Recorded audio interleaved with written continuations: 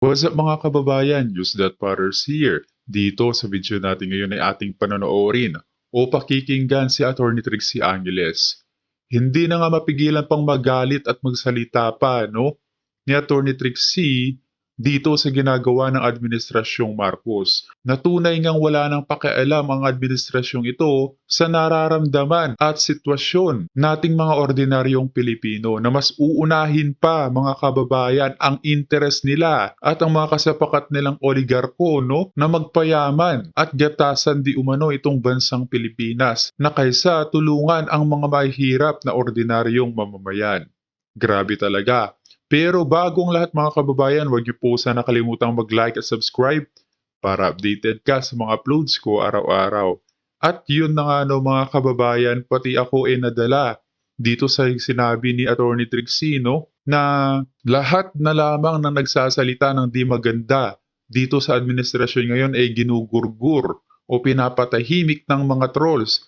Kung kaya naman hindi rin maiwasan na magalit ni Atty. Trixie dahil itong mga trolls na to nasusuhulan di umano kapalit na i-brainwash ang taong bayan, mabuti at magaganda ang mga proyekto ng mga Marcos. Ngunit ang katotohanan doon, isa silang malaking pasakit sa ating mga ordinaryong Pilipino. Kung kaya naman hindi ko na patatagalin pa, heto na ang buong video.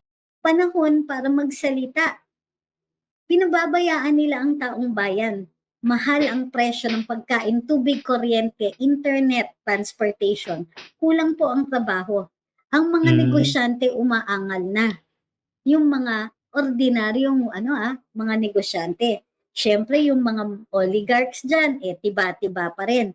Magsusurvive kasi sila no matter what happens. Pero bakit sila yung madalas natutulungan nitong administrasyon?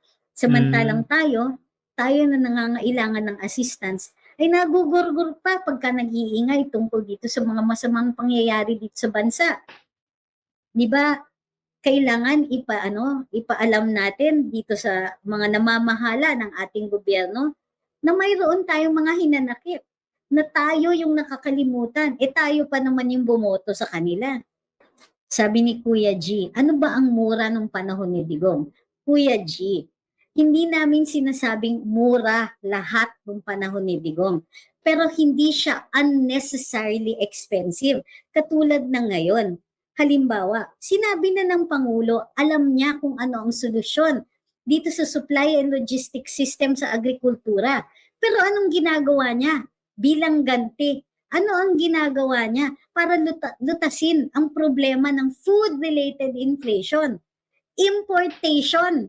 At anong nangyayari resulta ng importasyon na yan? Nauubusan tayo ng magsasaka. Aabot tayo dun sa punto na baliwala na ang rice tariffication law. Kasi wala na pong magbe-benefit ng mga magsasaka doon. Nag-i-import tayo at the expense of our farmers, of the people who grow our food. Pakonti ng pakonti yung demographic na yon. Maharap pa tayo ng isang alitan. Lakas ng loob maghamon ng conflict, ng aggression dyan sa West Philippine Sea. Hindi natin kayang pakainin ang sarili natin. Pero ang pinoproblema ninyo ay yung comparison kay Presidente Digong. Ano bang mura ng panahon ni Digong? Ang tanong, panahon na ito ngayon. Ang presidente, hawak daw niya ang solusyon, pero hindi niya ginagawa. Imbis na solusyonan ang problema ng taas ng presyo ng pagkain, ay pinauunlakan pa niya ang interest ng mga importers at mga traders. Bakit? Dahil barkada niya? Bakit hanggang ngayon hindi pa rin napapatawag si Michael Ma doon sa Kongreso? Gumawa na nga ng report ang Congress, in-avoid na lang nila si Michael Ma. So muli tatanungin ko sa'yo, i-compare mo kay Digong, baliwala yung comparison na yan. Hindi masasagot ng comparison mo ang pagtaas ng presyo ng pagkain ngayon. Hindi masasagot ng comparison mo yung kumakalam na sikmura ng taong bayan. Yung gusto mo lang kasi i-compare para masiraan mo si Digong. Pero ang totoo niyan, yung gutom ng mga tao, ini-ignore ninyo sa kagustuhan ninyong sirain ang dating Pangulo. At gusto niyo lang naman sirain yan because he makes this president look bad. Wow, anong klaseng Pilipino ka? lakas ng loob niyang makatawag ng traidor sa mga taong nag-ayaw lang ng giyera. Pero yan ang katraidoran. Yung kakampihan nyo, yung taong nanggugurgol sa ordinaryong mamamayan. Dahil ini-ignore ang presyo ng pagkain. Galit na galit si Atty. Trixie, no? At alam na kasapakat itong administrasyong Marcos Araneta Romualdez ang mga smuggler sa bansa. Grabe kayo. Ang masakit niyan, yung talagang mahihirap na apektado na kahit piso lang ang itaas ng presyo ng bigas ay hindi na makakain. Sila po yung wala sa social media. Who's going to speak for them? Ikaw? Ginagawa mo ba yon? Ha? Gusto mo yung comparison kay Digong, ano? Kahit sabihin pa natin 10 million times mas mahal yung panahon ni Digong, which is not true by the way. It doesn't answer for the prices of food right now. It does not answer the dismal failure of this administration in managing the government's capability to feed itself. Kakahiya, the president was Secretary of Agriculture for the first 2 years, almost the first 2 years. Tama. Tumpak And pa all doon. you can think of is to compare, and all you can think of is manira dun sa dating administrasyon as if naman that will solve these problems. Come on. You're not here to even provide solutions or to give us a clarification of how things really are. You're here because you just want to take the opportunity to ruin the Dutertes for what? For your Tama. boss? For your boss to Mga troll continue na his to eh. program of deceit? For your boss to be able to occupy this position for 20 years like his father did?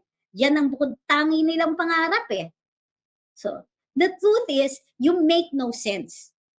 Ang sinasabi natin dito, mataas ang presyo ng pagkain. Tapos sasabihin mo, bakit? Mahal ba ang pagkain panahon ni Digong? Does that answer anything? Does that excuse this president from his failure to feed these people at a time when he is calling out for aggression that could possibly lead to war? Does he care? And you, how embarrassing. I'm so ashamed. Embarrassed for you. Wala na talagang pakialam, no? Ang administrasyon sa taong bayan at yan ang katotohanan, mga kababayan. People are talking about the high prices of food and all you can think of is to take this as an opportunity na sirain yung dating Pangulo. Tell your boss that this Grabe, position will not hold. Tell your boss that it becomes more evident every day that you don't care about any person other than your president who only cares about spending the rest of his life as president of this republic. Kaloka kayo. I'm so embarrassed for you. Nakakagalit eh. Masuhulan lang ng pera. Talagang magiging trolls eh. Sabi ni pangarap ni Kuya, gusto nila di makasurvive local para makapasok investors, lalo mga puti din. Boom, dadami sila. Paano papasok ang investors na puti? Anong return on investment nila? Sabi ni Ezra, tama attorney, dami nilang nagtatanga-tangahan, walang pagmamahal sa bayan, pera-pera lang. Kaya nga. Sabi ni Ma'am Emma, dapat po yung mga ganyang pag-iisipan ay siyang ilagay sa frontline para magkaalaman na. Iuna sa gera. Huwag daw magreklamo at sumuporta na lang. Pero paano mo gagawin yun kung ang hirap na bumili ng pagkain at tustusan ng bayarin? Yan po talagang narrative nyo. Nani Pascual said, concern lang si Baby M sa mga magsasaka kasi po baka magtanim sila ng magtanim, masasabugan din naman ng bomba pag nagkagyera. Ayuda forever. So, sabi ni Edgar De Vero, lahat ng tumulong sa kanya ginigipit niya. O yan, sabi ni Edgar De Vero, doon sa mga sa mga tsuwariwap ng administrasyon na ito na nagbubulag-bulagan. Lahat ng tumulong kay BBM, ginigipit niya. Tignan niyo lang yung ginagawa kay VP Inday. Correct. Sino ang free pass na yun? Pinakawalan nila si Laila de Lima, pero kung manira sila kay dating Pangulong Duterte na nag-whitewash, na naglinis ng pangalan ng mga Marcos, yan ba ang gusto ninyong presidente? Yan ba ang gusto ninyong tulungan? Ha? Tutulungan nyo yung tao na walang utang na loob? Tutulungan nyo yung isang tao na kukunin niya lahat ng mga tumulong sa kanya at gugurgurin niya? Grabe, no? Tingin ko kasi ayaw nila na may utang na loob eh. Pero ayaw din nila magbayad. So anong tawag doon? Yan ba ang leader na gusto ninyo? Na kapag tinulungan mo, wala kang kasiguruhan kung okay ka pa bukas, makalawa? Yan ba yan ba ang leader na hindi marunong magpahalaga doon sa mga pinapakita ng mga tao niya sa kanya?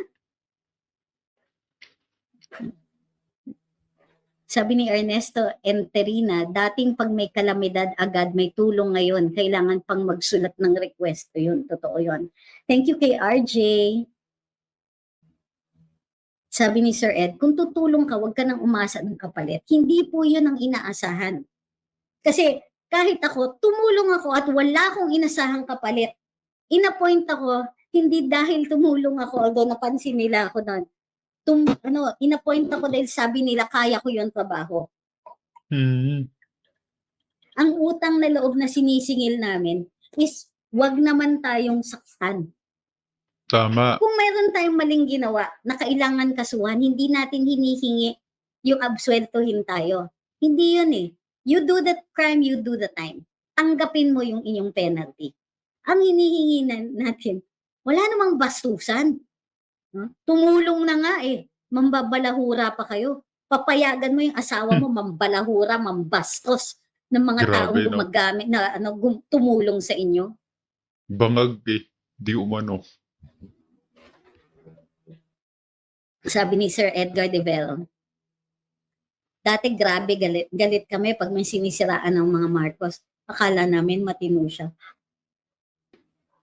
Sabi ni Sir Ed, pinagre-resign nyo tapos kayo naman. Kailan mo ko narinig sabihin na mag-resign si BBM? Aber nga, pupunta ka dito, hindi mo ako kilala eh. Yung problema nyo eh. So, sige nga, patunayan mo. Otherwise, forever hold your peace. Sinasabi ko sa'yo. Binayaran. Galing-galing nyo. I've always been careful with my words. That's precisely why I was hired in the first place. So, huwag mo akong gaganyanin. I know my facts. And I know what you're trying to do. Kaya tigilan mo yung mag-fake news mo dito. Hindi yan lilipad. Kung umaasa ka na meron kang mapuntusan dito, sorry, we're not going to let you do that. Not here, not on my wall. And don't tell me to chill. Don't tell me to kalma. Kung kayo po ay matagal nang nanonood dito, matagal nang sumusuporta, siguro na iintindihan nyo na mayroong tinatawag na righteous anger. Huwag nyo akong pakalmahin because I'm so much better when I'm angry. Tama. Agree, Attorney Trixie. Sabi ni Mang Christine, right on.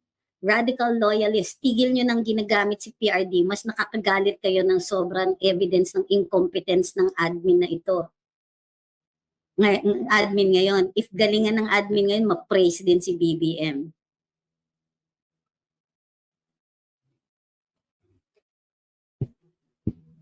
Sabi ni Maria Shirel, mas mura ang bilihin ng panahon ni Tatay Diggs. Marami pang mabibili ng 1K mo kaysa ngayon. Totoo yan. Hindi lang yun. Napababa niya ang presyo ng bigas. Okay? Tama. Napababa niya, yes. Yung 7 pesos na less ang presyo ng bigas. Nagawa yon. Bakit ko alam? Nasa NFA po ako noon. Napakalaking tulong dun. Kabisado ko po yung stats. So, sige, subukan nyo pa. Yun ang gusto ko sa mga trolls eh. You keep coming and you keep giving me every opportunity to rail against this government. Against the mistakes of this government. And in fact, the fact that this government is trying to suppress the freedom of speech by sending trolls like you, well, I'm sorry, it's not going to work.